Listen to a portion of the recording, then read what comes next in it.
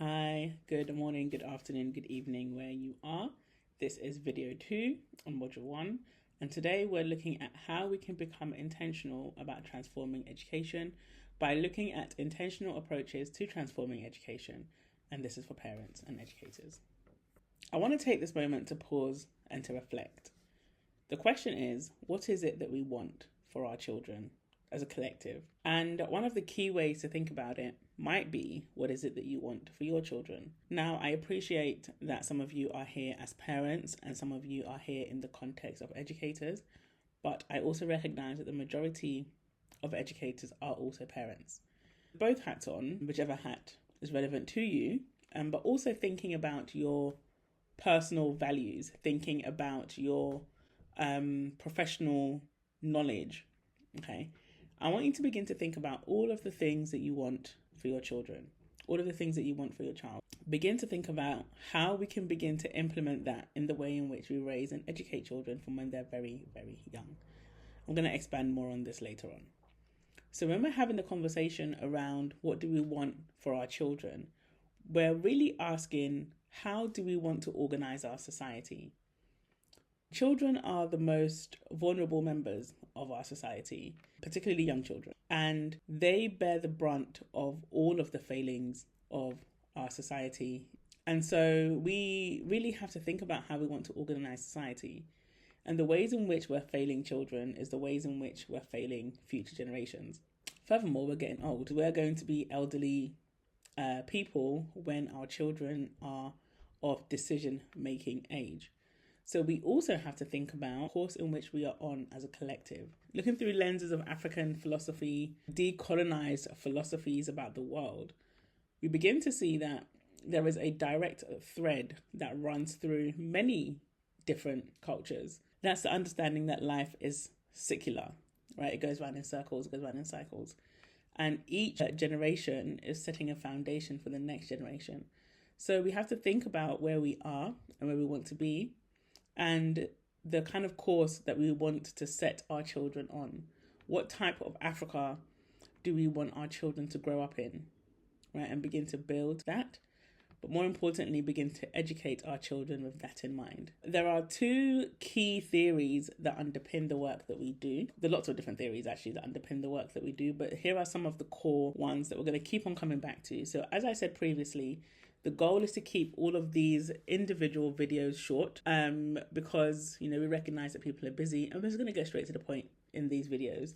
There will be other materials available for you to expand on your knowledge of these theories and these things that we're discussing, but the goal is to keep it accessible. So the first theory is one by a gentleman named Yuri Bronfenbrenner, and he talks about the ecological systems theory, and he considers, or he puts forward, the fact that there are many factors that influence children's development, from our values that we hold as a society, which, as you can see in the image, down to the individual interactions that children have. And we're going to explore all of these throughout the program. And the reason why this is a key theory is it helps us to understand that there are contextual factors that impact and influence. Taking a deeper look into this particular theory is you have the child in the middle of the screen, as you can see, and the child is an individual. The child has their own temperament. When we go to the child development module, we begin to look at indigenous approaches to children's development, looking at more African-centered approaches to child development and what it means to be human. One of the key principles that's going to come up is that children are individuals. They've come into the world with their own destiny, their own purpose, their own agenda, effectively, and that's who they are. Our job as the people in the child microsystem, the microsystem in this image, as you can see, is the first ring around the child. The microsystem are people and places that children have consistent and direct interaction with. These are things that directly shape children from birth, okay? So the environment that they are in, whether at home, at school, and depending on the lifestyle, is going to determine what makes up that child's microsystem. That immediate ring around the child has the most significant impact on their learning and development. The next ring around that is the exosystem, which is the relationship between two or more things in the microsystem. And that's what we're focusing on here. That's why we look at this through the educator and the parents together. And it's challenging putting these programs together because there are things that apply specifically, obviously, to parents and things that apply specifically, obviously, to educators. And again, we take comfort in the fact that lots of people are both parents and educators. Parents and educators together are the ones who are shaping children the most, because children spend the most of their time at home and at school or in some sort of early year setting. Now, of course, everybody's lifestyle is different, and for some people that might be grandparents, that might be aunties and uncles, adopted parents, all of that. So when I say home and school, I mean those in the broader sense, okay? Home and school or home education setting, I mean that in the broader sense. The goal here is for us, the people who have the direct and consistent impact on children, to develop a framework and to be very intentional about the ways in which we're impacting children's development. So that brings me to the second key theory in the work that we do, and it's the work of Paulo Freire. He's going to come up a lot. Paulo Freire was a Brazilian educator, fantastic educator, and he wrote about the ways in which education can be used for liberation. And one of the ways that he highlights is the importance of dialogue. And again, that's why we have set up the center in the way that we've set it up, so that dialogue can exist, right? We're facilitating dialogue between parents, educators, researchers, and policymakers, so that we're all on the same page. Or the question in mind is, what exactly is it that we're aiming for? And that's what we're seeking to identify in this stage, okay? Hence why the first step of the framework is to identify. So the goal is, what is it that we are aiming for? Now, one of Freire's key ideas is that in any journey for liberation, right? Any journey for liberation, there must be a utopia in mind. And again, this is a summary. Okay, this is a summary of his ideas. And my interpretation of that is that we have to have a goal in mind, and we are relentless in the pursuit of this goal. And this is a goal that might span generations, okay? And we have to, again, be intentional about that. The reason why it's called the intent framework is that we have a clear goal that we are working towards, okay? That clear goal in this context is a revolutionized education system for all of African children. Not just children on the continent, but children in the diaspora also, okay? That connection is important, that unity is important. That's what we're aiming for. But what does that look like, okay? And that's where the dialogue that we are facilitating comes in. And so each month, when we go through and we do the breakdown of the theme of the month or the topic of the month, what we're doing is identifying or beginning to cultivate some of these goals that we have, okay, in all of the different relevant areas. So child development, we have, we're going to establish our goals for that. For safeguarding, which I mentioned in the last video, we're going to establish our goals for that. For the actual ways in which we facilitate children's learning, we're going to have goals for that, okay, and everything else across the whole framework. So that's the goal, so that we can identify what that utopia will be. And so the image that I've chosen here depicts our utopia as an organization, right? We want to build something. This is a concept sketch, so not exactly like this, but we want to build something like this, which is a research facility and a school. Okay, so the school is attached to the research facility, and the research does research in a broad range of different areas, and the research is used to facilitate the development of the curriculum, right? But that's basically our headquarters. So what we're doing now is beginning to do that research, okay?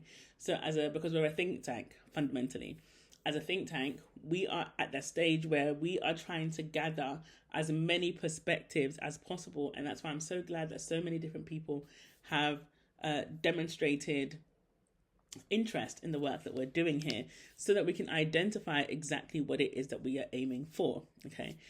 That's a reconceptualizing on all levels, right? That includes the actual physical building of our schools, the ways in which we power our schools. Especially on the continent, there's no reason why our schools can't be self-sufficient, can't be solar powered, okay, which will, of course, address a lot of the issues. We effectively have, in lots of places, a blank slate, right?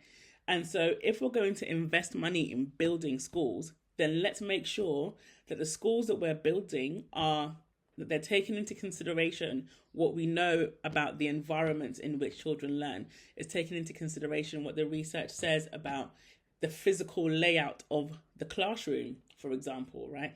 And how sitting children in groups facilitates more collaboration and therefore leads to a more collaborative society. That's the level of detail in which we're examining, or we're hoping to examine, all of this. But then how do you apply that to your own design, to your own classroom, or even to how you organize your home? And that's where the parent pathway and the educator pathway comes in. For those of you who are the owners and the managers of the setting, how do we identify what the end goal is? So we have to build that. We have to build the end goal. So with our organizational partners, we start off by identifying their utopia. This is my utopia on the screen right here, right? That's my vision for my organization. What is your vision for your organization? How is it going to function? How is it going to run? How is it going to serve the people that you seek to serve? Okay, and that's the process. That's what we're going to go through in the on the seminar on the 15th. Just in summary, essentially, for parents and for educators, whether you are an individual educator or the owner or a manager of a school, we are looking at what is the utopia that you have in your mind. Okay, what do we want for our children? What role should education play in society? How should it prepare children to navigate the world? And what are our responsibilities within that? So as parents, what are our responsibilities? As educators, what are our responsibilities? In order to get to that place, we have to examine what our values are. What are your values? Okay, have a think. What are your values? How do your values influence your parenting? How do your values influence your pedagogy? How does that also influence the way in which you run your institution? I'm going to leave you by telling you one of my values. One of my values is democracy. When I identified democracy as a value of mine, I had to go through a critical examination of what it is that I mean by democracy. This is part of the intent framework where we go through that neutralize phase. Okay, so once you've identified your particular value, what does it actually mean? How are other people conceptualizing democracy? What is it that I actually mean when I say democracy? And what democracy means for me is that everybody's needs are met. Everybody has a say, is that everybody is represented. And so how do I practice democracy in my parenting?